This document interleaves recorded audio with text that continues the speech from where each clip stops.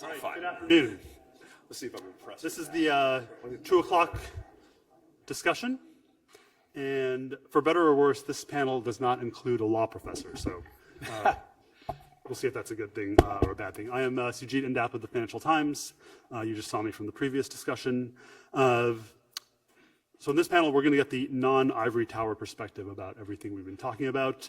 We're very fortunate to have this group of professionals who are very much at the top of the world in their respective areas. I'll just go ahead and do brief introductions, and then we can get into the discussion. So sitting next to me, Bruce Bennett, now of Jones Day, is one of the deans of the bankruptcy bar, has been a bankruptcy restructuring attorney now for 40 years, almost the entire length of the Bankruptcy Reform Act of 1978, and has worked on many of the landmark cases. They all can't be named, but a few include Orange County, City of Detroit, Los Angeles Dodgers, PG&E, and of course he has a starring role in my book on the Caesars Entertainment case, where his clients were ultimately the big winners in that dispute. Bruce gets his own chapter in my book, which is entitled Big Game Hunter. We also wrote in the book that he has a, quote, chip on his shoulder, a characterization he hotly disputes. And so maybe he, in fact, he described it as defamatory, no less. But he can defend himself very well, as everyone knows. Nicole Greenblatt is a partner at Kirkland and Ellis and is one of the leading bankruptcy and restructuring lawyers in the country, and primarily or often focuses on debtor side work, and we'll get into what that means shortly. Nicole, also a star of the Caesar saga and very much an adversary of Bruce in that case, which of course includes Jones Day attempting to disqualify Kirkland from the case.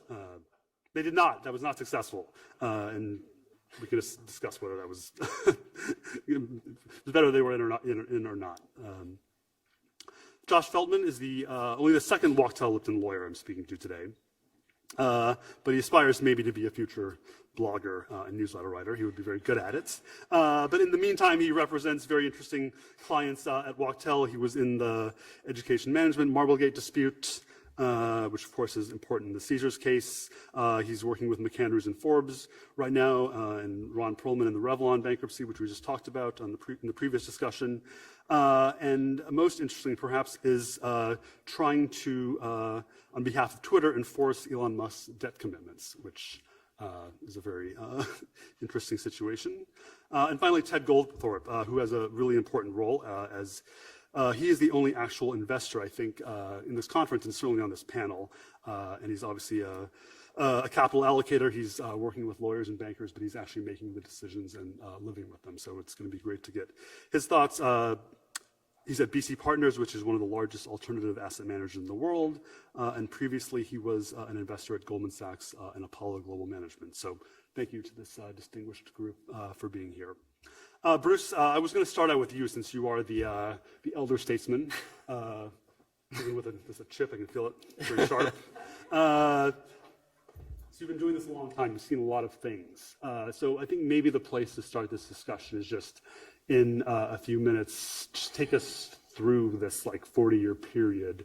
This symposium is about, I guess, private equity aggression and the very competitive marketplace now in distressed debt and how the market for corporate control has moved into the debt markets. And so you've watched that, had a front row seat to it, especially being in Los Angeles in the 80s. So take us through how we got here.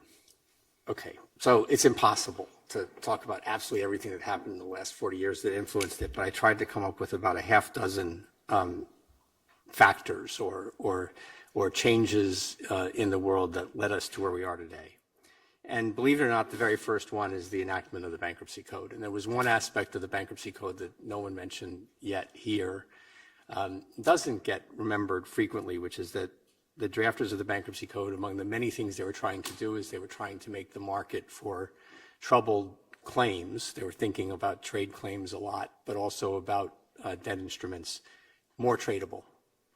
And the idea is that if you were a stationery store and one of your customers went bankrupt, you shouldn't necessarily have to watch the case, wait 3 years, but you ought to have a way to get your money out, even if it meant at a discount.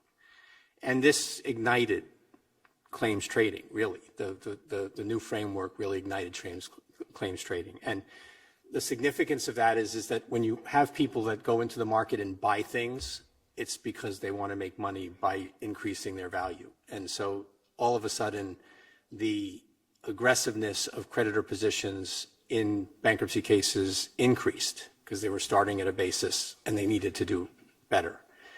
And judges just hated it, by the way, as it got more and more intense over time. So I think that's the first thing to look at. The second part, private equity kind of always existed, but it was much smaller. Private equity got a lot bigger. Why is that significant? Private equity always used a lot of debt to facilitate acquisitions. The extent of the leverage has changed over the years. It's actually less now as a percentage basis than it was in prior periods. But all of a sudden, you had a huge number of companies, or more and more companies over time, that had more and more debt, and that certainly had something to do with it. Now, I want to pause and say, later on, okay, private equity started out not being terribly aggressive in the workout and restructuring arena. Why was that? My thesis. When private equity started to take off, they were dependent on banks and financial institutions to provide the debt. The banks and the financial institutions, I think all the way up to, I want to say 2010, 2012, but Ted will correct me, held significant pieces of the loans. So when a private equity investment went bad, the attitude of the private equity investor was, well, wait a second, I can't really get into a fight with my lenders because they're going to be the lenders in the next deal. So what you would have seen if you looked at cases that involve private equity in the early going, or really before the financial crisis, is that the keys were handed over gently to the creditors so that, yes, there was a bad deal, but the private equity sponsor didn't make it any worse for the creditors. Obviously, that changed. What happened? Well, right around the financial crisis, I think is when I would date it, the banks stopped holding any of their leveraged loans. And so they hang on to the agent position because that's lucrative. You get paid, you don't do anything most of the time. But they don't have the loans, and the loans are off very widely distributed. You heard about that. Loans are now very widely distributed. And so private equity firms don't have the need to be nice to the lenders. And so private equity issuers got more aggressive. So third factor, lenders stopped owning pieces of loans. Next thing, this happens slowly over time. Borrowers, with advice of financial institutions that know what they're doing, start exploiting different segments of the loan market in their capital structure. Caesars is a good example. At the time of the Caesars deal, loans based on real estate were relatively cheap. Accordingly, we're going to finance part of the LBO with that segment. Then they're going to look at senior paper, ABL paper, senior unsecured, junior, all these things, subordinated unsecured. All this stuff trades at different prices at different times. And one of the jobs of a good financial advisor or a good investment banker is to figure out what the right combination of all of these kinds of paper is to facilitate a particular acquisition. And most of the time, they want to get the cheapest possible debt stack that they can.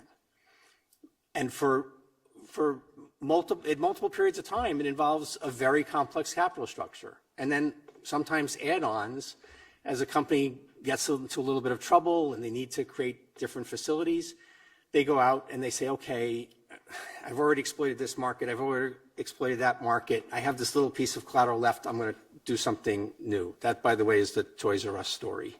They kept on building different things over time. So what is that? The consequence of that is you have much more complex debt structures. And now I'm going to add it to some bankruptcy reality. We've heard about the aggressiveness of debtors, and the aggressiveness of debtors that are primarily sponsored by a private equity sponsor. They want to be aggressive. Most of the time, if not all the time, I'll let Nicole speak to this, a debtor can't get a lot done unless they have friends. The existence of a complex capital structure with lots of different pieces allow a private equity sponsor to make a friend by stealing other creditors' money. You will find that happening over and over again in cases. And book about that. But it's more general than that book. And of course, this is also the seed of creditor on creditor violence. Next issue, document weakness, which we've talked about quite a bit. Excuse me a second. And in that moment, I don't know if I said or not, but the 2 o'clock CLE word is TWA. That's a surprise. Did you work on that? I don't think so. I don't remember precisely, but I don't think so. Okay, documents. We were talking mostly about first lien documents earlier today, at least. The panel was talking about that because that's where most of the creditor on creditor violence is coming these days. When I started practicing law and someone said, this is a first lien piece of paper, it meant, number one, the security interest granted at the inception was a first lien loan. And it also meant that no collateral got released unless the loan was paid. So even if there was a partial release of collateral, proceeds had to be applied to reduce the loan. Very simple structure, very sensible concept. Of course, now, none of this paper that we're talking about, maybe your home mortgage still looks that way, but the kinds of mortgages we're looking at today, the first lien paper we look at today doesn't look like that at all. And in fact, there's all kinds of release provisions that arguably don't make sense if you're really trying to pay attention to collateral coverage. But we also have something called baskets. The principal culprit, if I have to generalize as to why it is that senior paper can find itself junior, is that there are baskets that allow the creation of new loans or new secured loans on either on a senior basis explicitly or indirectly because of structural considerations. So I was speaking over lunch with Professor Baird, and I said to him, and I think that this is unbelievably important to remember, is that most of the first lien debt that gets issued today in a leverage context isn't first lien debt. It's really second lien debt or third lien debt or fourth lien debt. I'll name a case for each one if people want to, where the senior debt hasn't been issued yet. And so what you have to do, the most important thing you have to do is when you look at a piece of debt that advertises itself as first lien debt, is you have to decide how much new debt can be put ahead of it. It is the absolute first thing that an analyst does. So why did debt instruments get weaker? There was a lot of discussion about the dynamics of that process, and I think it's worth talking about that a little bit because I think I disagree a little bit with the approach in prior panels. To a par investor, who's a par investor? A par investor is someone buying in the initial offering.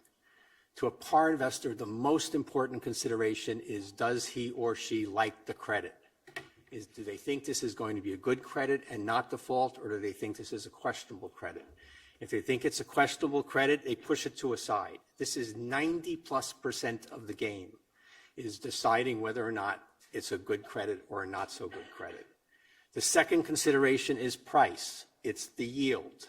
For a particular credit or quality that they think this credit is this a good deal or a bad deal? The third consideration is the documents. Now let's flip to the issuer. The issuer doesn't have the first concern about is it a good credit or not a credit. It's the credit. Their first priority is probably the cost of the money, and their second priority is the loan covenants. So there's this asymmetry that's from the very beginning, where the initial buyer, not the distressed buyer when trouble starts, but the buyer in the initial offering is very, very, very focused on the credit, and that's where 90% of their energy is, and it should be there. The other force that certainly has weakened documents is the demand for interest-bearing paper has just exploded, and over the years. And so I've talked to bankers who issue this. Ted may have comments about this as well, is that with lots and lots of high yield offerings that go to market, or they're like a whisper sales campaign that's about to come to market. People are indicating interest, and incomes like whisper orders or non-binding orders for 4 times or 5 times or 6 times or 7 times the amount of debt that needs to be sold. And so someone hires a smart lawyer who goes and looks at the credit document and says, this basket is really big and unusual. And so the person who has already decided the credit's good, but wants to call up the banker who's selling the paper and says, well, this covenant number 5.10G is just terrible, and I really want you to fix it. And he says, thank you very much. You're out of this deal. And by the way, I'm not going to call you for the next 5. So there was this huge disincentive for the longest time to even fix obvious problems in credit documents. And I think to a degree that still exists today, but that's why you have weak documents. Combination of differences in the way people, priorities of what the different sides are doing, and also demand. I said before, private equity has certainly incited creditor-on-creditor violence as a way to raise money. Based creditor-on-creditor violence means that new money will come in and the debtor is going to pay for that, of course, interest on the new piece of paper, but they're also compensating the new money provider with elevation of priority of a prior debt that's in trouble. So there's like a double payment to the creditor. So that's obviously something we're dealing with now. We have a similar problem in bankruptcy court. So it's not just creditor-on-creditor violence outside bankruptcy. In bankruptcy, this is a big problem with RSAs, that they often parcel out investment opportunities. So my own personal view, my own test would be that if you have an investment opportunity that's been given to some people who don't want to give it up and other people want it, it's a distribution. And therefore would violate the provisions of the bankruptcy code that require you treat every creditor in a class the same. You can't give it to some people and exclude other people, in that circumstance.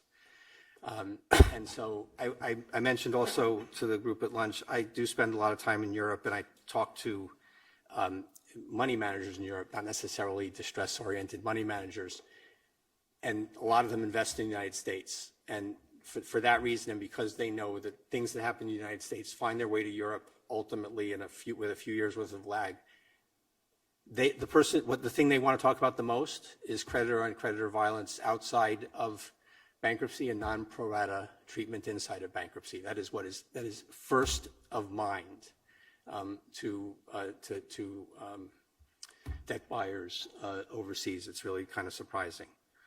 And last point, which is something that I don't quite know what the effect is going to be, but I know it's going to be significant, is that there's been a rise of what I call rule-bound or relatively passive investors in the distress space, which is CLOs and mutual funds who aren't really equipped to effectively represent themselves or represent their constituents when the going really gets rough. And we don't know what the consequences completely of that are going to be. We're kind of sorting it out right now. So that's the history lesson. That was great.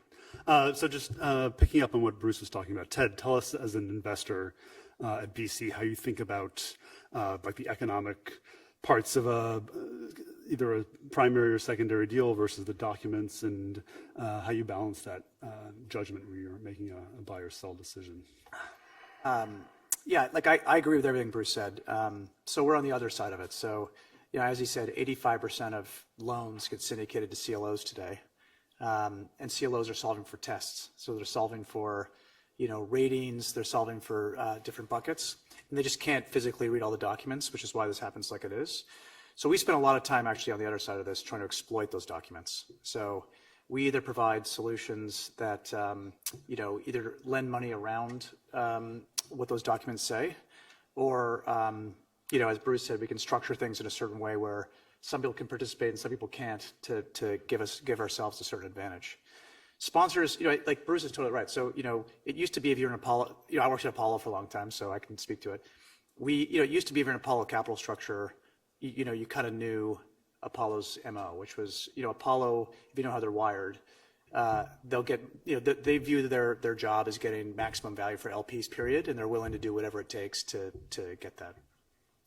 KKR, when they filed Catmark, is exactly what, Bruce was saying, served it up to the banks, put in a nice little bow, and they package it for them. So, KKR typically finance their deals at cheaper rates. Today, I think everybody buying debt, it's like, all sponsors are now doing the Apollo playbook. So, KKR just did a transaction called Envision, which is an Apollo-esque transaction and move. And therefore, I think it's kind of open season for PE sponsors to maximize value for their LPs. So how's that norm changed? Is there a tipping point? Because to your point, I mean, Apollo was the firm people thought about who would be aggressive and cared the most about, or didn't care about sacrificing relationships. Now you can name any firm. KKR and Envision surprised a lot of people with its aggressiveness there. I mean, I think a lot we were at Apollo, one of the big questions was always, what was going to be our LPs' reaction, and our LPs loved it. So if you think Caesars had a hard time with what gave, our LPs loved the fact that we were doing everything we can to fight for Caesars, and it didn't work out at the end, but they loved it.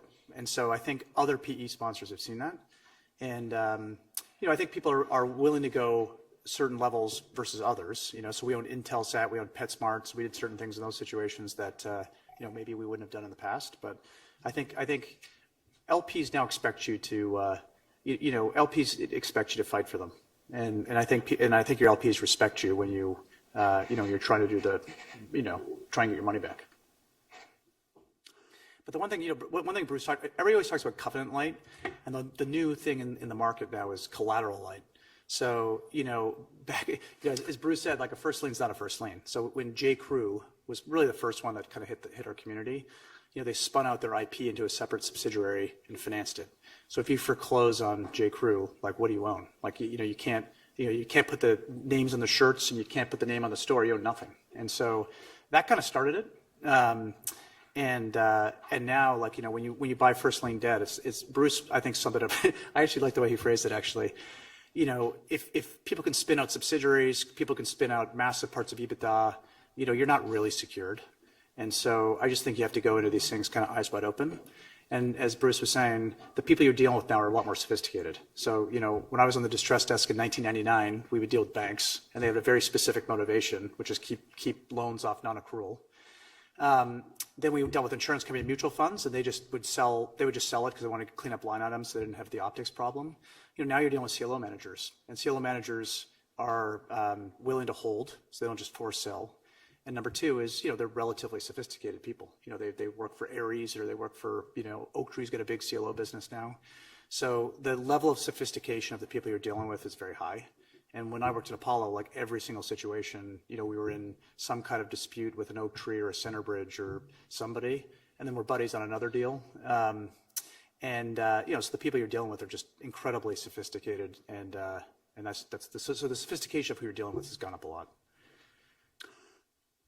So Nicole, Kirkland and Ellis has a tremendous private equity business, represents sponsors, portfolio companies. You work on the M&A, you draft the documents, extremely successful at those things. But at the same time has also an incredible restructuring and bankruptcy practice, and so you're often representing debtors. And so that tension is obvious and controversial, perhaps. So tell us how you in Kirkland think about like representing the interests of debtors in complex cases where there's potential causes of action and like just these messy situations. Like how do you approach that challenging dynamic? I appreciate Sujeet not so subtly accusing me of pursuing conflicts all the time. No, I think, to me, Bruce started talking about it, but private equity is investing in companies, right? And so I think we think of our firm as we represent companies in all phases of their kind of from inception to really forming funds to invest in them, to the financing that supports buying them, to once they're kind of owned. And so I actually don't think there's a tremendous tension. Really? Obviously, there's there's been disputes, and Bruce tries to get us disqualified in that very famous case, and it turns out, like, I think the work we did for Apollo at the time is maybe less than like 0.01% of like our overall firm revenues. But you're not, when you come in to a debtor situation, you kind of take the situation as you find it, right? We don't come at it from the lens of like, oh, this lender group of first lien lenders, we have to look out for their interest, or this second lien group, or this holder of CDS, or this holder of whatever the complicated capital structure is. We say kind of, all right, what do we have here? What's the enterprise worth? And what are the various components of value that we can kind of bring in to the system to allocate the pie effectively among all the various stakeholders? And, when you have a sponsor-controlled company, or whether you have a publicly owned company, again, you kind of assess it critically from when you get engaged and say, okay, what's the structure here? Who's on the board? Are there independent decision makers? Do we need to put, protections into place to kind of make sure people are thinking independently? What are the sources of value? And are there conflicts being created by whether or not we pursue getting those? And so we think of obvious things like the value of the company and its subsidiaries across the world. But then there's things like what's been done before, right, to get here. Are there causes of action that the company possesses that it should be pursuing on behalf of, again, all the stakeholders, especially unsecured creditors, not necessarily the, first lien lenders, to kind of bring value back in to enhance the size of the pie. And so all of that kind of, I think, gets considered at the same time. But again, whether you're pursuing a claim against the owner of the company as the sponsor who took certain actions like Apollo did in connection with Caesars, or you're maybe pursuing the lenders who you think improperly perfected liens and maybe shouldn't have liened up property that should otherwise be available for unsecured creditors. You have to kind of look at all of that and say, who might I have claims against that I could, that can be a source of value to support the restructuring process. And so how do you balance that though? Because ideally, one would want a consensual deal. You're very much a proponent of RSAs, which we talked about earlier, which are controversial. We can dig into, but that there can be tension between actually wanting to investigate. And so, what is the way to balance that, the actual coming up with a deal and getting a company out of bankruptcy, which is. I think again, everything's kind of fact specific and bespoke, but there's kind of safeguards you can put in place that you would put in place as just best practice, right? So if you think you're going to potentially have claims against the sponsors for actions that they took, right? If they actually kind of took value out of the company, let's say it was an improper dividend type of a claim or something, or as part of the LBO, value was sucked out of the company and you want to explore getting that back, you're going to look at it, obviously, in a circumstance where, like, we did that deal or structured that deal. We're not going to be in a position ethically or legally to kind of pursue that. Whereas if we haven't, you can kind of look at it and say, okay, well, sponsor, we're coming after you. So, who are you going to go hire to represent you? And they might hire someone else. Law firms are, very sophisticated institutions. You guys are in law school, you learn all about this, but, you have waivers in place and things that, our standard restructuring engagement letter is very clear that we can be adverse to clients in all aspects, including in litigation, as and when needed. So I think particularly in the restructuring context, it's important that you have the ability to kind of pursue those kinds of claims against all parties. But I don't think it's that hard to balance because, again, oftentimes when we get involved and it's a sponsor-controlled company, from the beginning, we're pushing very hard to get the sponsor out of the picture and bring independence in. I know that's another controversial topic I'm sure we'll cover. But, I think it shouldn't be unsaid how complicated that is, right? When you have guys like Ted or others who work at Apollo and they're like, this is our company. We are the reason this company functions well. And obviously it's not functioning well anymore if I'm hired, but we are going to get it through this and we are the experts and have the wherewithal to do it. And that's a very real truth, right? And at the same time, you're kind of saying, well, you can't be objective. I'd like you to push out and I'd like you to actually delegate authority to a third party and give them the authority to even sue you, right? That's a kind of like a hard conversation to have.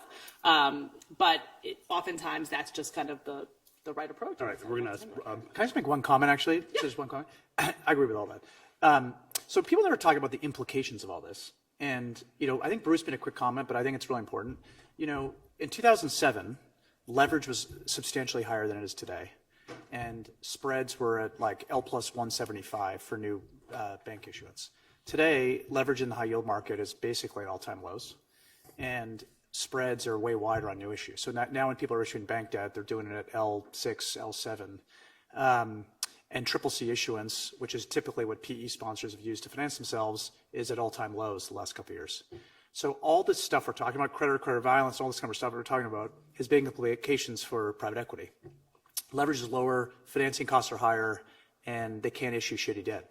So the issue, the implication of all that is when you run the classic LBO model, just run that through your model. Like, you know, that's very, very impactful on your private equity returns. So all the stuff we're talking about, the implications of it is it's not good for it's not good for a traditional LBO in private equity.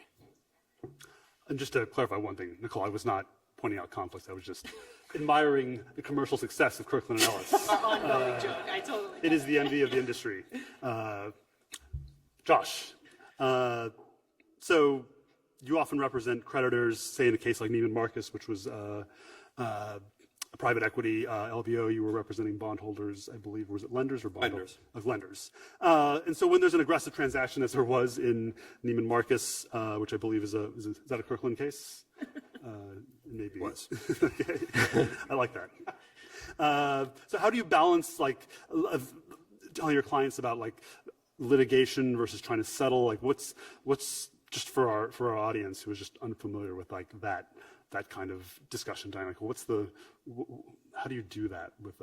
Yeah, I mean it's interesting. I mean one confronts sometimes one is surprised by or just representing people who are passive and not participating in let's just say an aggressive transaction. That doesn't mean a wrong transaction, just an aggressive transaction. Settle or litigate. It's really part of the same set of tools. I think an interesting point is, frankly, if you are well funded or you're in a position that you can reasonably expect to have your expenses reimbursed, you're much more prone to litigate. I think sometimes it doesn't typically happen when you have the secured lenders, as opposed to, say, the unsecured bonds. But there's a real question of, I feel injustice has been done to me. I'm willing to spend a couple $100,000 to hire Bruce or Josh or whoever it is to contest, but I'm not going to spend millions in a situation where I don't necessarily have a sufficiently high probability of winning to get reimbursed. So I think that's an interesting question. But beyond that, that's a major factor. But beyond that, it's the threat to litigate is what brings a settlement in those circumstances. With the original Neiman Marcus transaction, we were falling all over ourselves to litigate.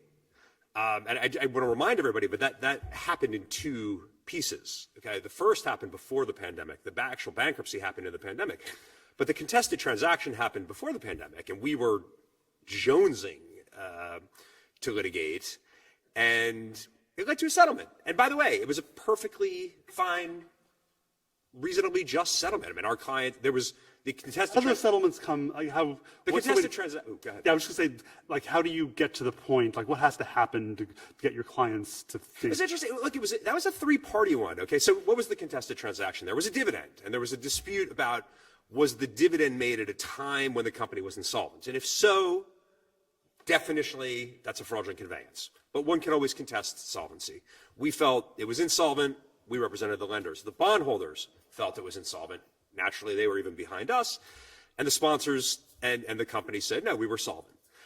In the end, it was solved by, again, unfortunately, eventually went bankrupt in the pandemic. But the actual settlement that emerged was, we said, you took assets that we think are worth $700 million out of our collateral. And the settlement was the bondholders and the sponsors between them gave us $500 million.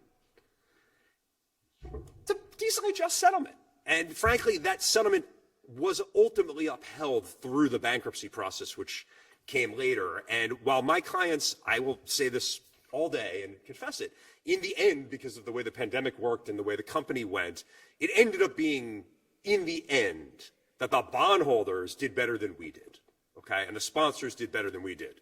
But you can't judge your settlements 3 years hence. You should reflect and say, God, did I fuck that up? But I don't look back and say, we messed it up. It was a just settlement. We got $500 million at the time.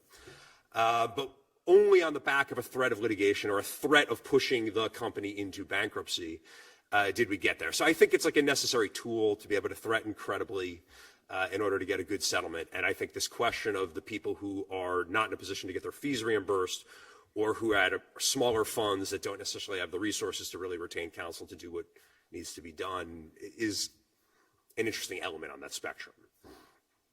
Can I make one comment about that too? As an investor, I would say when we used to litigate, and I don't know if you agree with this, by the way, I'm curious what you guys think. When we used to litigate, we would have very predictable outcomes. This is kind of pre-08. And then we were in this case called Adelphia, which was a fraud back in 2000. And we had a really like our lawyers said we had a 100% chance of winning, and we totally lost.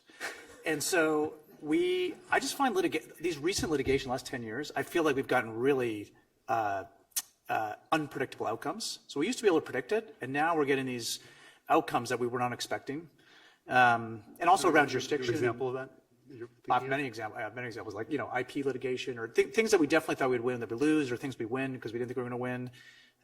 Like we had a case that, somebody sued me last week that got dismissed pretty quickly. So I would just say that litigation is super expensive, as you said, like really expensive. And I just feel like outcomes have just become less predictable. It's funny, there's one place where we can particularly point to that's been talked about today, and it's super, of the moment, right? Which is these up-tier transactions. So I litigated a case called Trimark, and we filed for a motion to dismiss, and we won on 19 out of 20 things, and we lost on one. But one of the things that we won on was the complainant. I was the bad guys in that one, the defendants. So the plaintiffs asserted that the transaction in question violated the covenant of good faith and fair dealing. Now, if there's anything that is ambiguous and vague that there's no ability to predict with certainty, does something violate the covenant of good faith and fair dealing? It all depends on the judge's ethical impulse, really. And our judge said, if it didn't violate the contract, the literal words of the covenants, then you cannot shoehorn that into being a breach of the implied covenant of good faith and fair dealing. That was the decision in Trimark.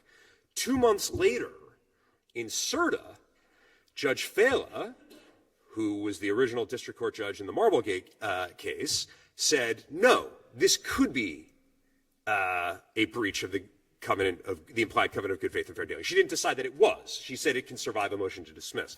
So I think it's very interesting. We are a little bit with the lender-on-lender violence and some of these more cutting-edge transactions we've seen at a pretty interesting point of ambiguity on what the law indeed is and how these provisions will be interpreted. And don't you think that uncertainty helps drive to settlement? It helps drive settlements. Yeah. No, that's true. It's a very good point. And so Bruce, but I'll give you just one quick thing. Like Bruce mentioned it earlier, it's really interesting. I ran Goldman's distress business, and it was interesting going to a private equity firm and seeing how private equity people think about it versus how I think about things. And BC Partners, same thing, which is, Bruce made a comment earlier, having friends in a bankruptcy sometimes is helpful. And so when you sue the sponsor and then you come and sit down with a guy and say, hey, I want to cut a deal with you, what do you think the guy's going to do? He's going to tell you to fuck off and go deal with somebody else. And so, if you get sued, it becomes very personal. It's not just business. It's personal, and you're much more willing to do things for other people if they're not suing you. So, and I don't think creditors understand that. So, in Intelsat, that's a perfect example. There was these subordinated bonds. They sent us this nasty letter that they were going to sue us.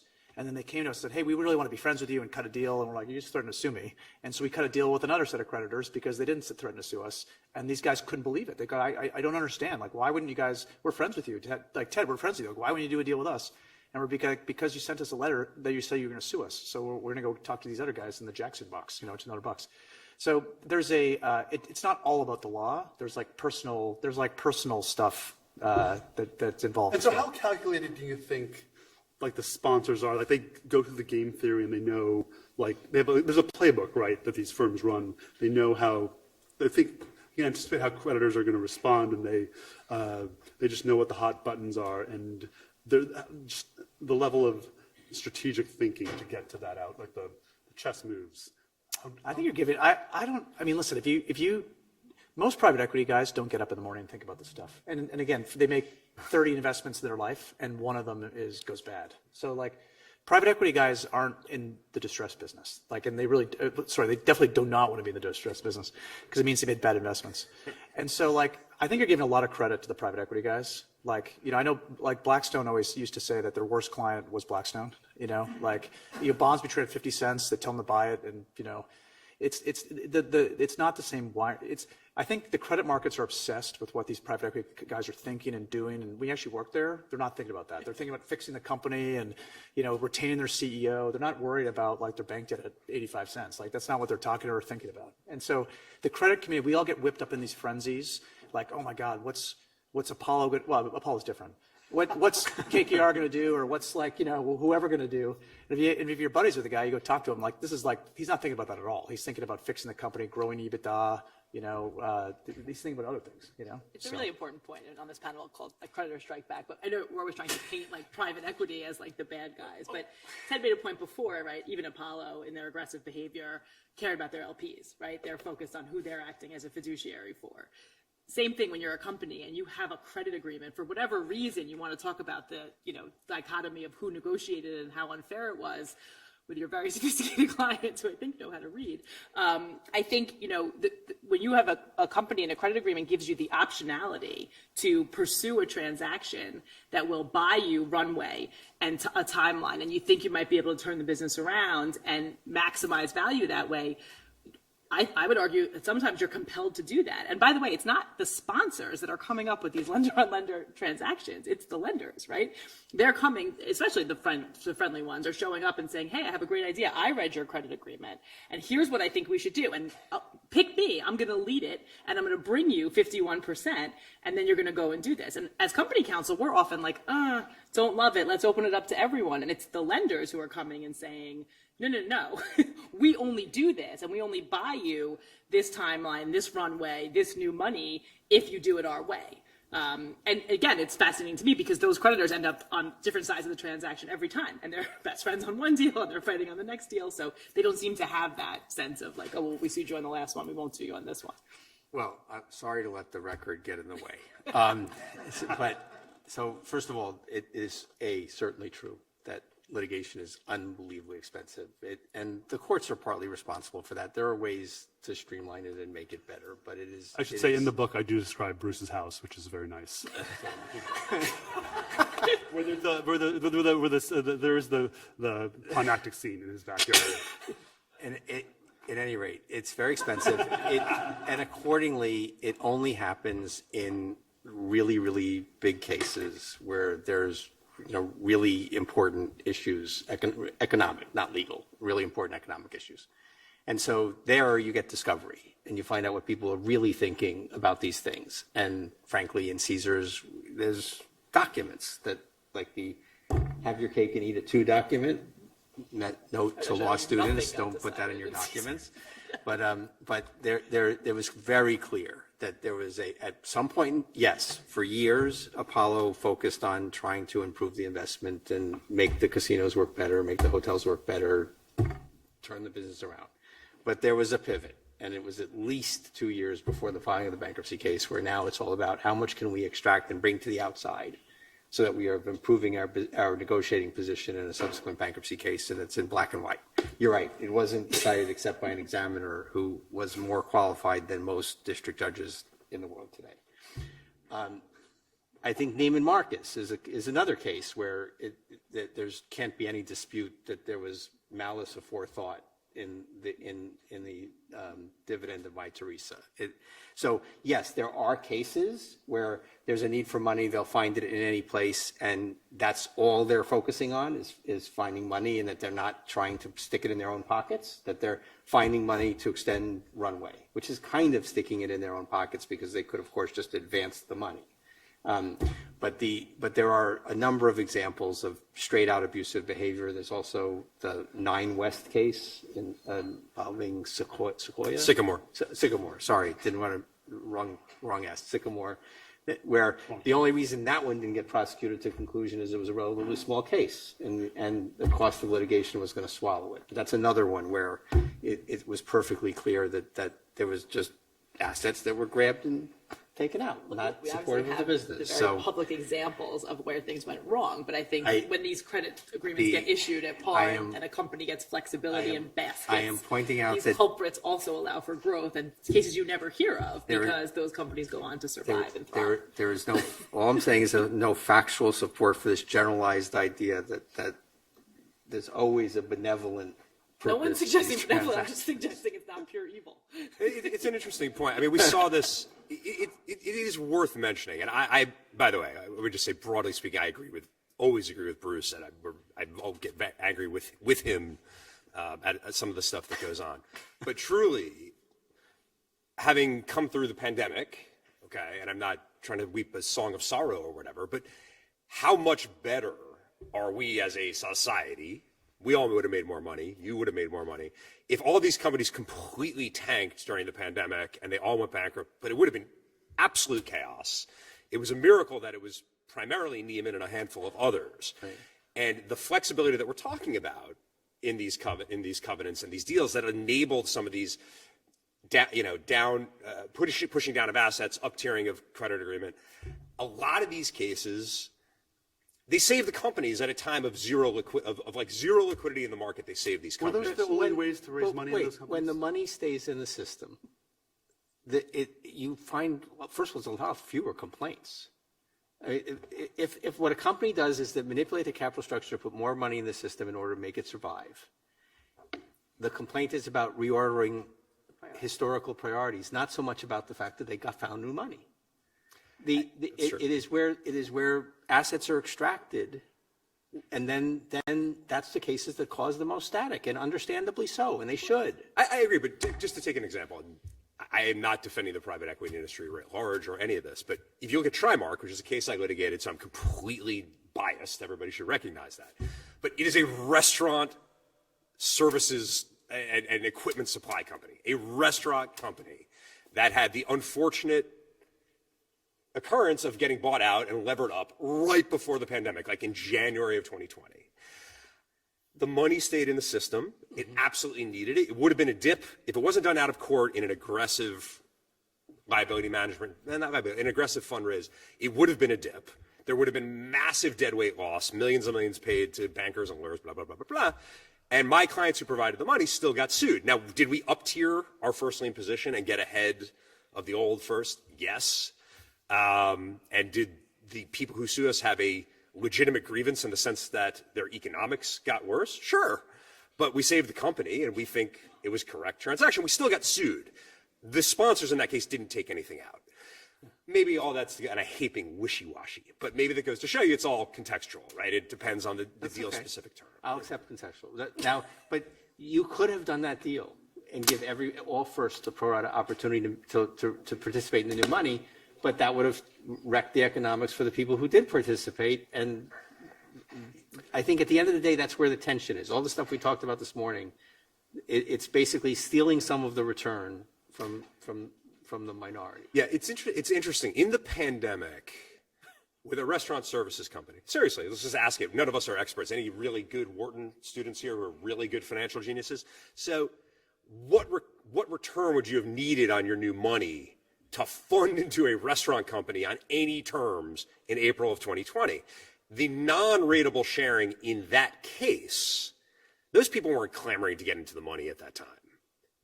That did not satisfy your test, which I 100% agree with. In all these bankruptcy cases with, dips that are not ratably shared, rights offerings that are not ratably shared, the answer is you are getting a rent and illicit return on your control position, not being compensated for your economics, when somebody else wants to share and you're insisting on getting paid a backstop fee to not share with them. Okay, that's clear. But in the Trimark case, it's kind of interesting. And I'm not just defending my own clients there or whatever. That case settled, it's fine, that company's going to be fine. But it's going to be fine in part because these tactics were available. And by the way, Kirkland-led transaction, which I am praising. Okay? So, anyway. It's the first for everything, How do you Josh. navigate? When you're representing a creditor group, how do you navigate when your clients want to unfairly take economics for themselves? Well, first of all, this is having an enormous impact on group formation, and so it was certainly the case not so many years ago that when a bunch of creditors came to Jones Day. They said, number one, we want you to represent us, and number two, we want you to attract everybody else into the group, and you'll represent everyone. And now they come and say, we're a group of people, and we're 48%, and find the other 3 and stop. And some of the people, and then the hard part is that other people who've been clients over the years, after I've already got 51%, want to join, and my other clients won't let me, and it's an ugly, difficult situation. And it's not healthy. Any situation where, frankly, overall, and maybe if it is affecting the structure of private equity deals, this will change too. Any situation, if it becomes embedded that minorities feel like they can't protect themselves and they are at significant risk, and where there's an institutional structure that's going to compel the creation of a disadvantaged minority, in many, many cases, people will look at the investments differently. And that would be bad. The United States, I think, does unbelievably well in terms of capital formation because we actually respect minority rights in the equity arena. And I think we more so than virtually every other advanced economy in the world, I think. And I suspect that Is that a fiduciary duty law, or what do you think? it's a combination of lots of things. It's a combination of SEC disclosure rules. It's a combination of SEC trading rules, and fiduciary duty. It's many different components. Well, our legal system. Our legal system. What makes the U.S. economy the best economy in the world is our legal system. Okay. I think hands down. So if we get screwed up in the debt side, it would not be a good thing. Exactly how it will play out, I don't know, but it will not be a good thing. And but it's certainly complicated my life, and I suspect it's complicated. Yeah, I agree. It cannot be a good thing if the job of a debt analyst is not just to run cash flow models and have a view on trends, but also to figure out whether they can get close enough to Bruce Bennett or Josh Feltman or Nicole to be within the 51% group that's going to drive a restructuring. That cannot be good for capital formation, and it has ethical implications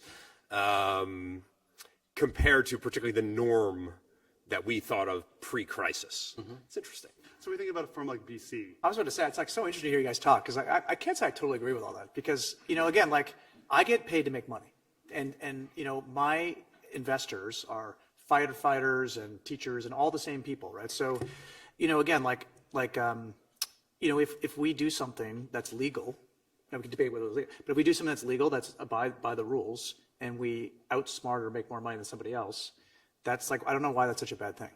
Do you worry that you you'll guys want this thing about fairness, but remember, the people on the other side of the table are not they're smart too. It's not like the person on the other side of the table is a little guy. It's big guy, big Well, guy. actually, we can get into it, but that's another thing. I think Elizabeth mentioned this before because I put her up to it, but I think it's worth talking about, is that when this all started, go back again to 40 years ago, or even 30 years ago. So the debt was institutional, the equity was public, like storage technology, WT Grant, all those cases from back then. Mm-hmm. So today, in most cases, not all cases, the equity is at least concentrated at private equity, sometimes exclusively private equity. Where is the debt? So yeah, some of it's institutional, but the mutual funds that broke the records for growth in the last 10 years are all high yield funds, because all of our retiree parents who used to be in high grade corporates got driven out of that because they couldn't make any money to support their retirement anymore. I mean, your lenders are in large part, I've never seen the statistics, I wish someone would collect them, have retail money supporting your deals. So I do think that I don't know whether I think what you're saying, though, I think what you're saying is really important, which is, the other big thing that's happened over the last 10 or 15 years is, when I ran Goldman's distressed desk, there was 60 big distressed hedge funds, and now there's none. So the winning strategy, if you're in my seat, the last 10 years was boring. So it's CLOs, direct lending, and again, it's really, really hard to charge 2 and 20 when interest rates are at 0. It's just hard to outperform.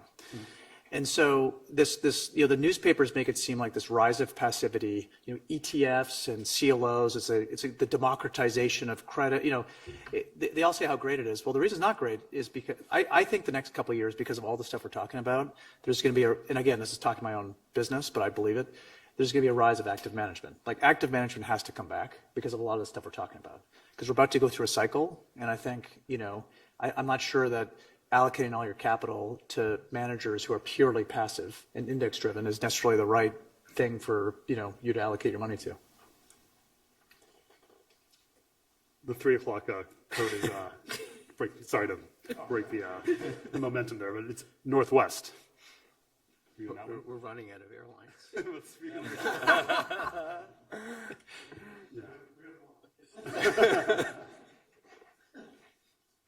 Northwest didn't go bankrupt, or It did. Well, it did go bankrupt, but then again, it ended up getting bought. It didn't liquidate.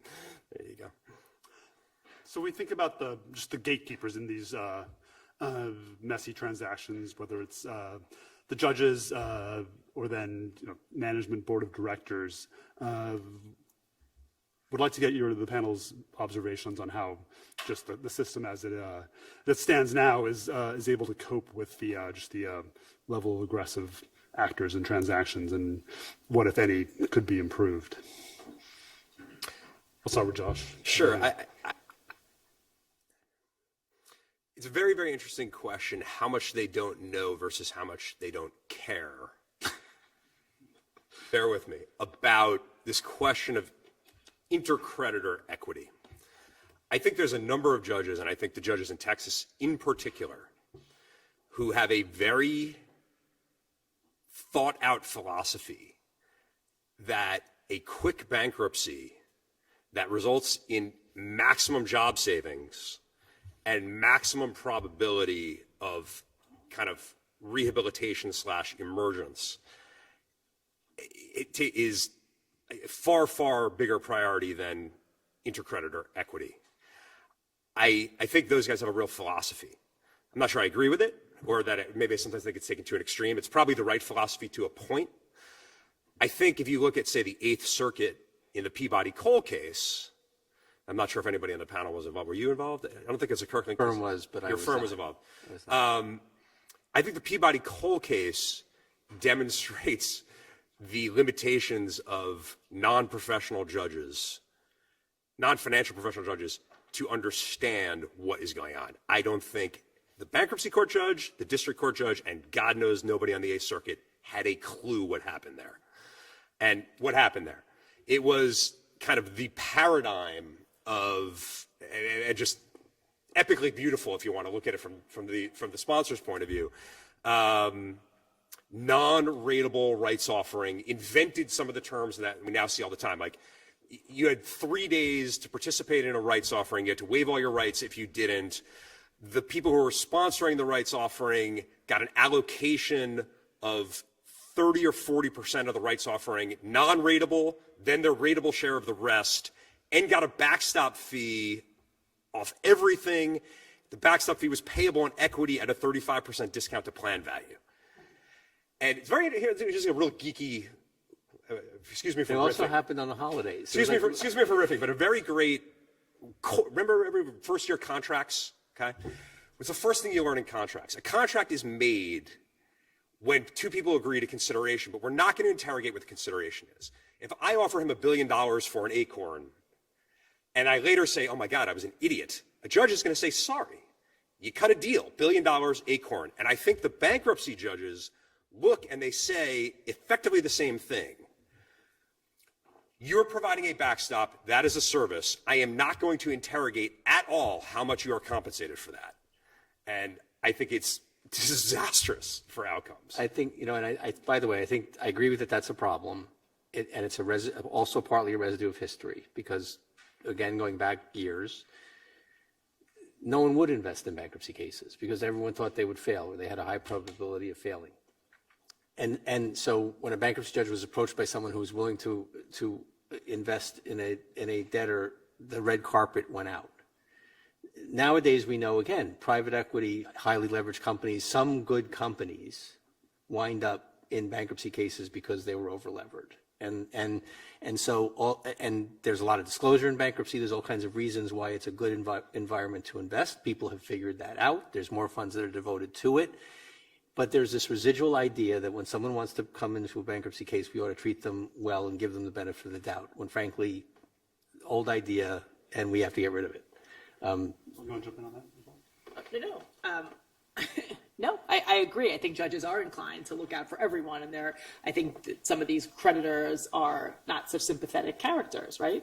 And so again, you have a lot of guys who end up in these bankruptcy cases that I think the judges are aware they bought in at 30 cents and they're looking at a 120-cent recovery, right? And so when you compare that to the possibility that thousands of people might lose their job in a liquidation scenario, it's tough. That's all I'm saying. I think you have to. And from your point of view on the debtor side, Nicole, it's what you said before about the out-of-court transactions too. The lenders come to you and say, we'll do it on these terms. It's executable.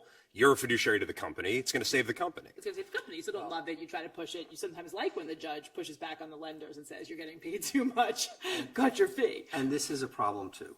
In every case, when the debtor wants to push across the transaction, they say, whether they need to or not, oh, if we don't do this, there is going to be a disaster and people are going to lose their jobs. It is not always true.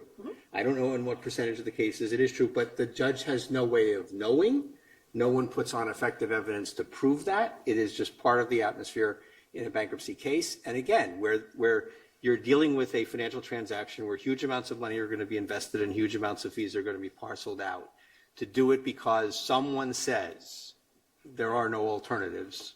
We have no idea how hard they You're look. questioning the whole system, and it's a system that I love. I don't think it's true that you don't have to put evidence on. I think we have to go in and say, is this fee reasonable? Did you market it? Who else was willing to do it on these terms? And then you guys sometimes show up in that open courtroom environment and say, you know what, I'll do it on better terms. And then that's the best option, right? When someone shows up with an alternative. And then they say, no, for some reason our money isn't clean enough.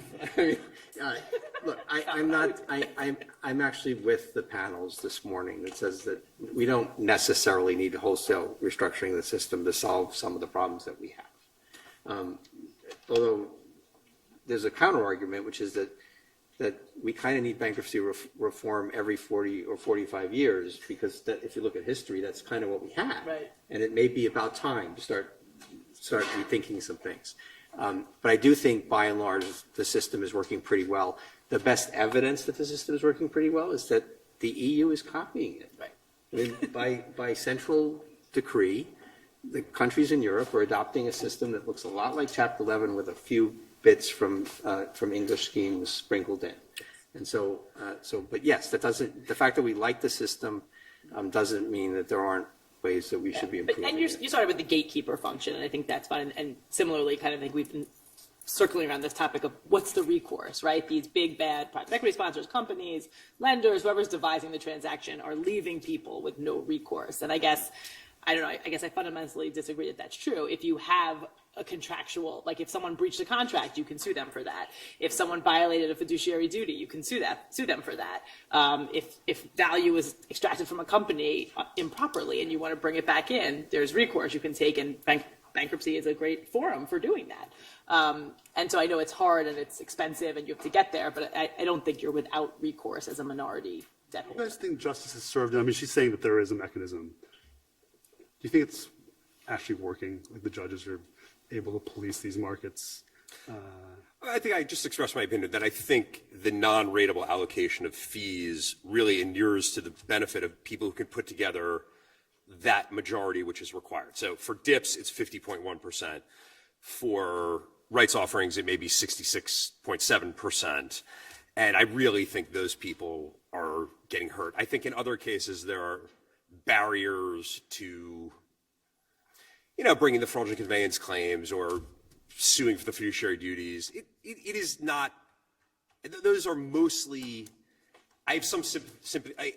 You can get outraged about it on the one hand, but if you're like a pragmatist and you realize, like all systems have costs, there's information costs, there's litigation costs, you need to accept, and I think we all agree. I actually think the bankruptcy system works pretty well. It works to rehabilitate debtors much better than any other system I know of. I think the judges that are biased towards debtors are doing so because they're biased towards really workers and companies and local interests.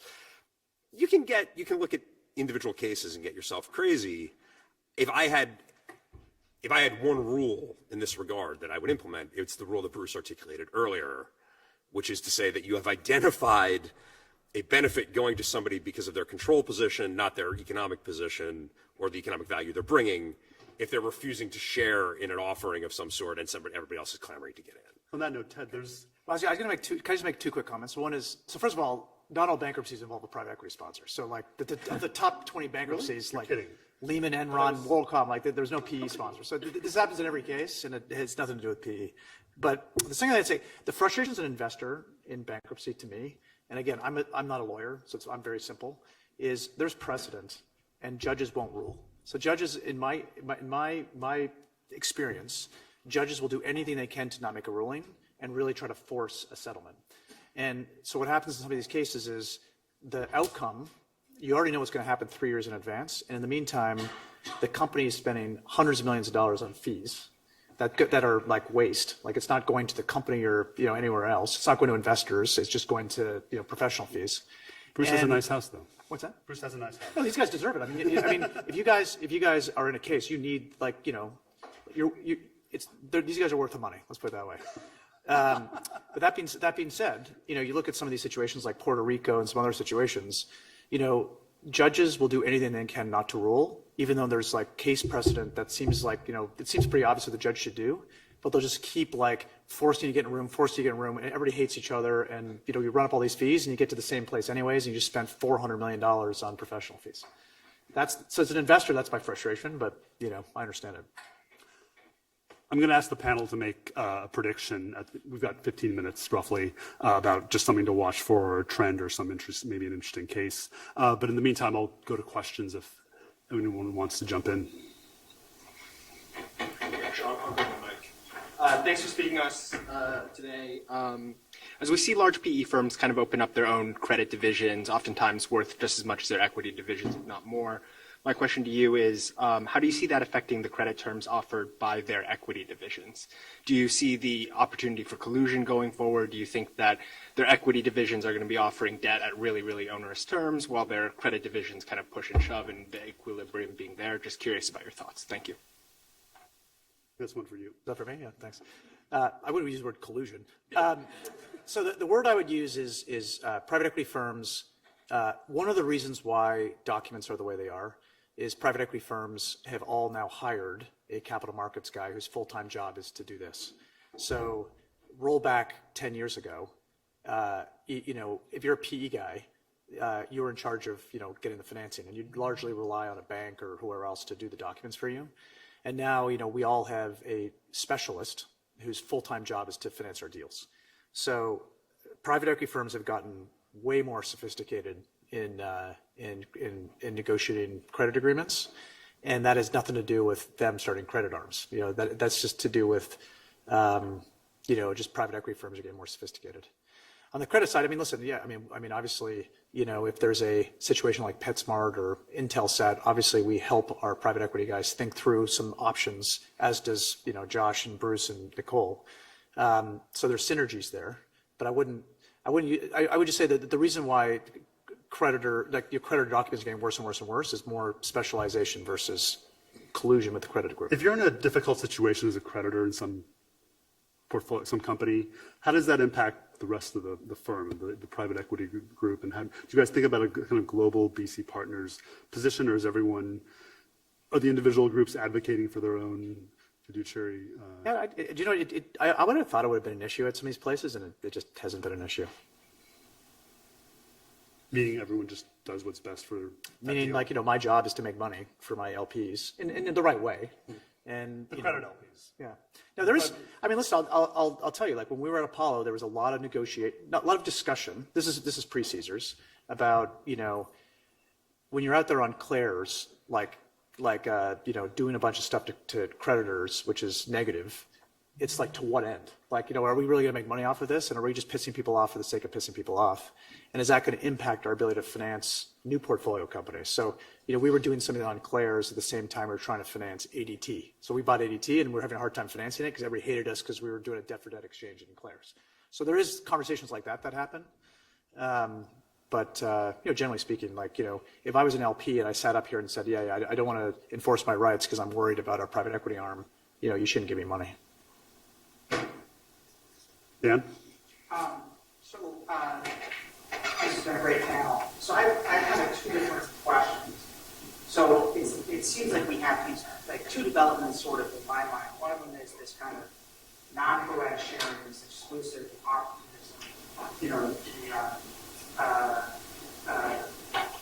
Opportunism, I think, is what Bruce called it. And that seems to kind of flow most obviously from the Peabody case.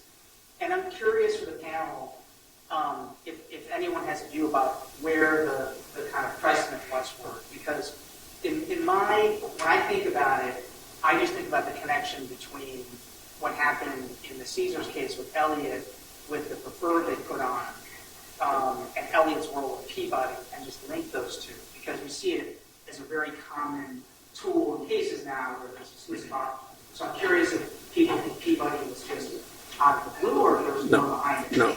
And then the second question I have, again, Bruce, would love your thoughts, is when you think about down-tier transactions, and you think about the Clear Channel case and what happened there, how much of that do you think, because in that case, they basically interpreted the covenant to say that they weren't, that they were making an investment even though they didn't actually put any money into it.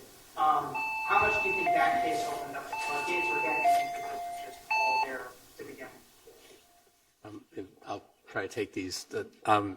So with the first one, Peabody wasn't the first. It was just the most notorious and went all the way to a circuit. That structure, maybe not 3 days before a weekend, before some holiday weekend, I think it was. And, that there were all kinds of extra bells and whistles, but the idea that subgroups within a class arranged the financing, got paid a commitment fee for the whole thing, purposely excluded other people who wanted it, that had happened many times. It just didn't get as much publicity. I lost the challenge to one on behalf of creditors long before that. I thought the decision was incredibly bad, but because it was perfectly clear what was going on economically. But at any rate, Peabody was not new. It was creative on the edges, but it was not new. What was your second question? I'm sorry. Clear. Okay.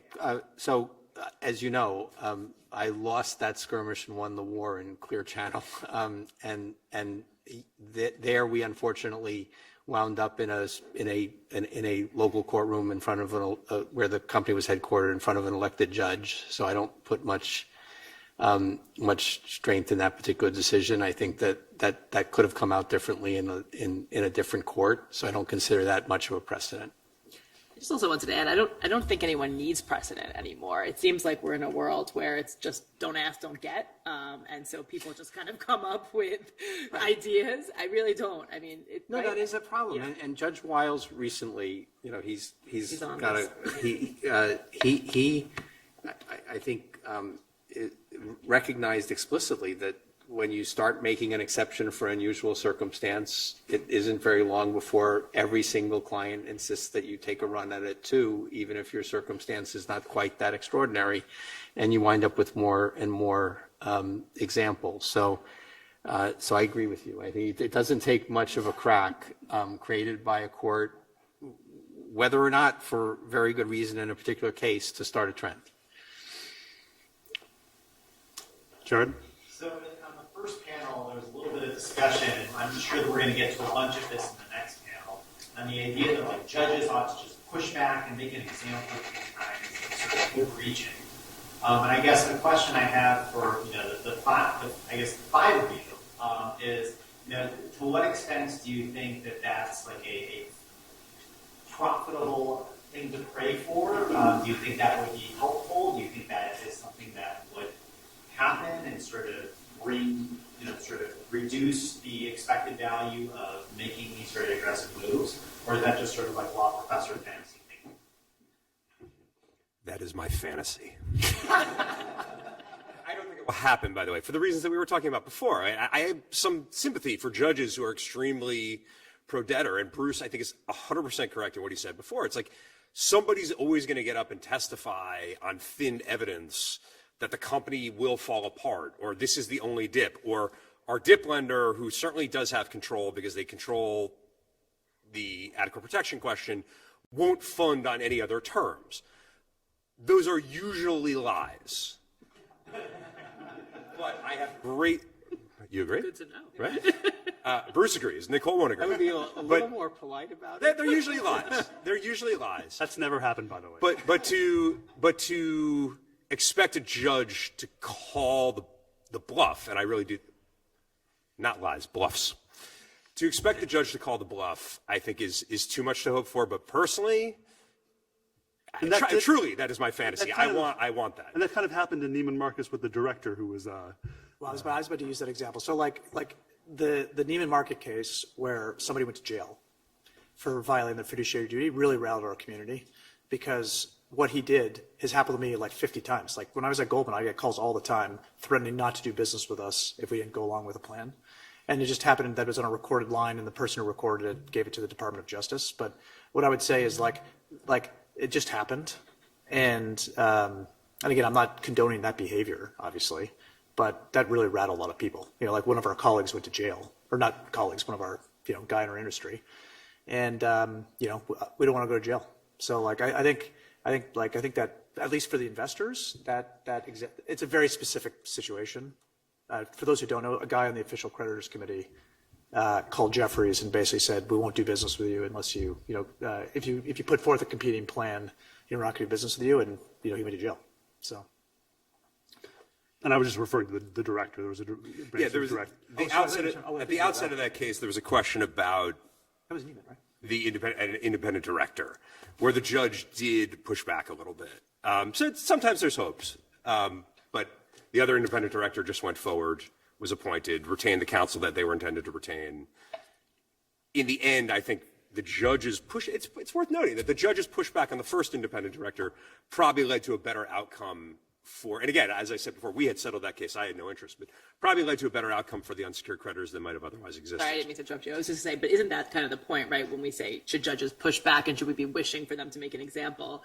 Judges have the discretion to question credibility, right? I'm saying that case is an example where the judge just did not think the director that was testifying had any credibility about what he was saying. And so, again, innocent believer that people have integrity, and those that don't, it comes off as transparent. I do think the system works in terms of that. So I don't think it would be great for judges to necessarily make examples out of things. I think this is tough, though. There is no playbook. I just dispute that. I think these cases are really, they turn a lot on the facts. And if someone's getting up and with credibility saying there's a chance this whole thing could unwind and people could lose jobs, I think judges should be sympathetic to that more so than whether, a lender at one of these big institutions makes 100 or 120 cent recovery.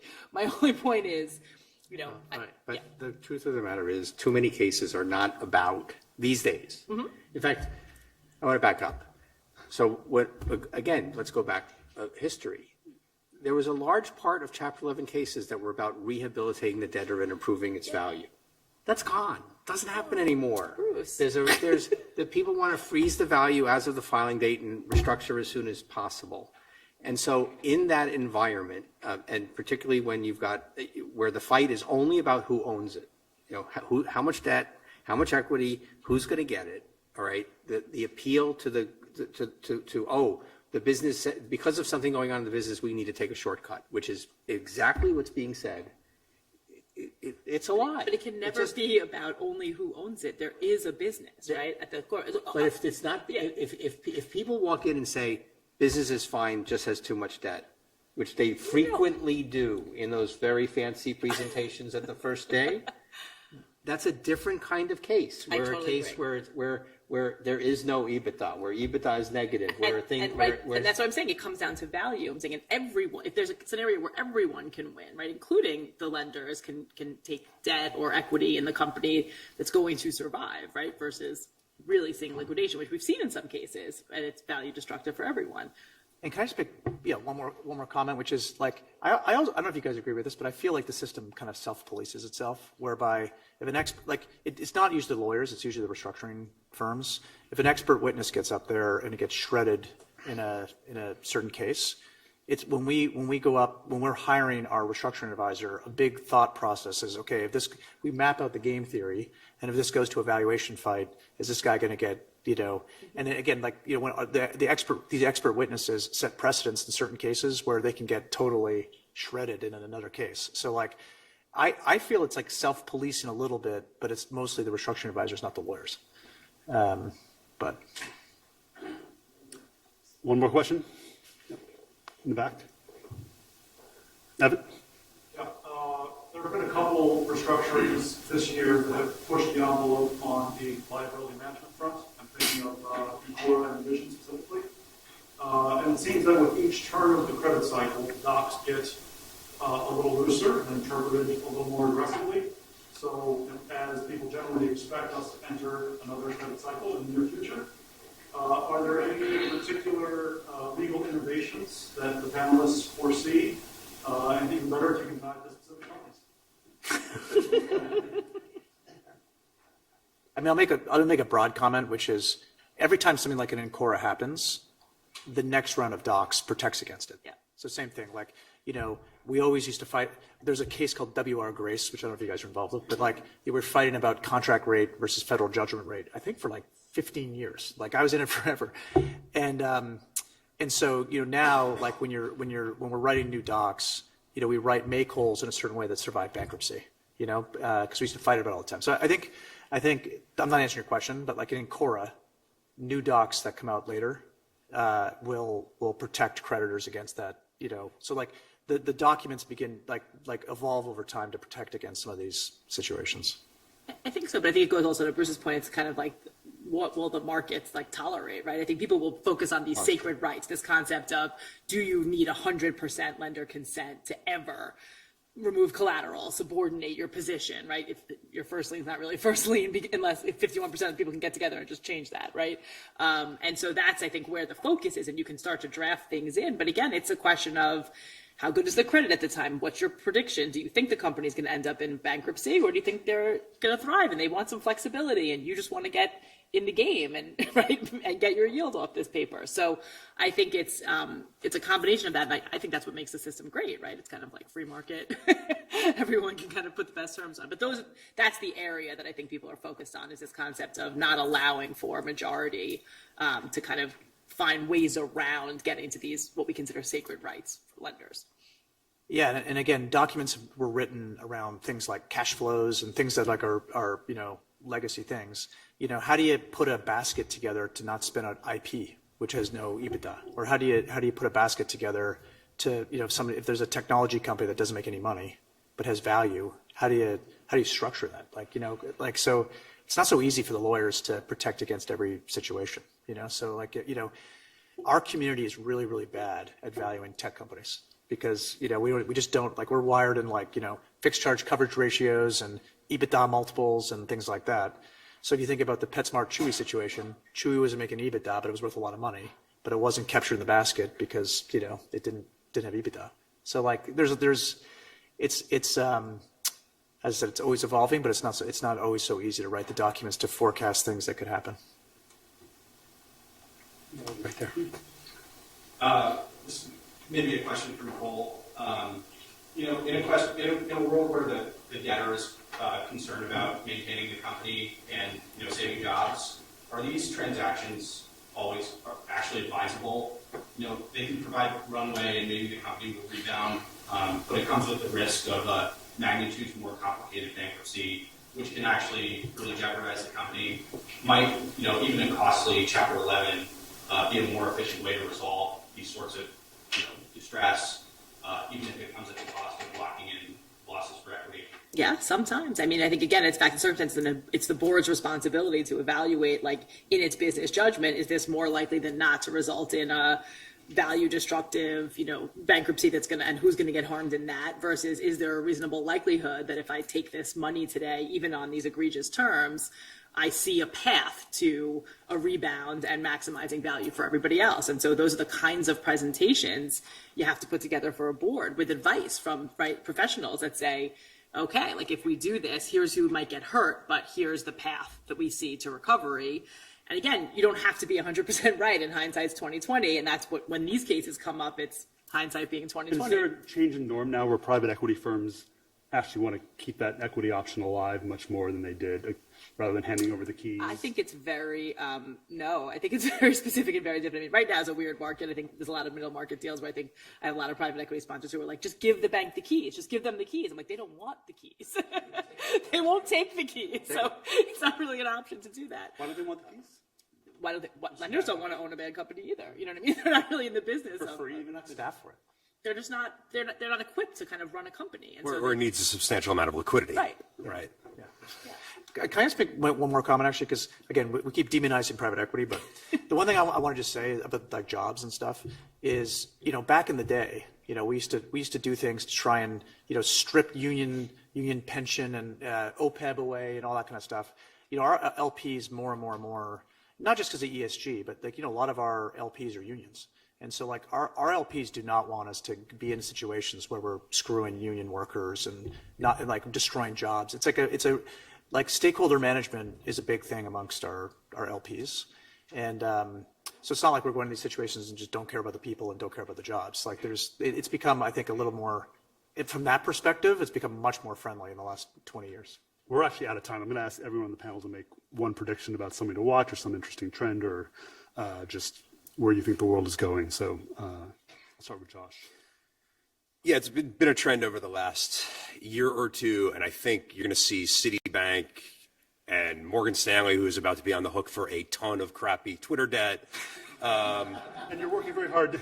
No, but in all seriousness, in these markets, but because of a secular trend anyway, I think the thing to be looking at is the private lending question. And not that I'm wishing ill on any particular sponsor, but I'm intellectually looking forward to seeing the first kind of multi-billion-dollar private lending deal blow up intellectually in terms of what will happen. I don't have any great insights or predictions, but I think it's something to keep an eye on. And an interesting question whether the kind of problems we've identified from like the small investor point of view lead to an acceleration of the private lending trend so that you can kind of internalize the problem.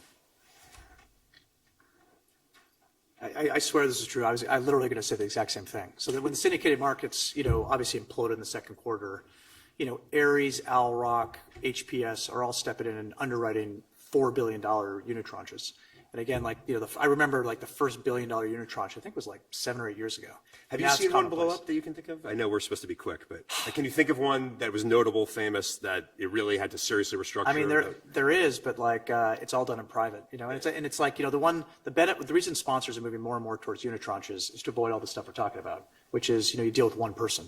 And so, as opposed to dealing with like trying to find a French bank to sign something in August. I mean, it's impossible. Like, so now like people are just like, I want to deal with Ares. I want to deal with, and then I used to, like when I was younger, I used to chase down SIG pages from like, random European banks. It was like a nightmare. And now, so the market's moving way more towards private credit. And the complexity in private credit is going to be when there's a unitranche that's a first out, last out. But it's they're only facing one party. And that's where it's going to become, so like if your take back paper becomes debt and equity, how do you allocate that between the first out and last out? There's some really interesting intellectual that just haven't really happened yet. I'm going to go much more macro, interested in Ted's view particularly. I think there's a lot of bodies buried in the leveraged first lien world, particularly where there's there was never an underwriting of high yield behind it. And that we are going to see massive losses. If the economy does turn down, if the Fed stays tough and we wind up with a recession, we are going to see a lot of ugly losses in paper titled first lien. That's my prediction. Do you hear a crazy stat, by the way? When I ran Goldman Sachs, very fast. Okay. I like support from the private equity industry. When Goldman Sachs, when we used to run our risk models and shock tests, we used to run this to like, if like stress test the firm, the max stress on our bank debt would be 2 points. And, you know, that would be the max going into 2008. So like we would stress our whole business down 2 points. You know, the average piece of bank debt today trades at 85. So it's like, you know, it's like crazy. Yeah. Exactly what you're saying. Sorry. We're past time, and I'm just going to say we're all going to be very busy. All right. Thanks, everyone. That was great.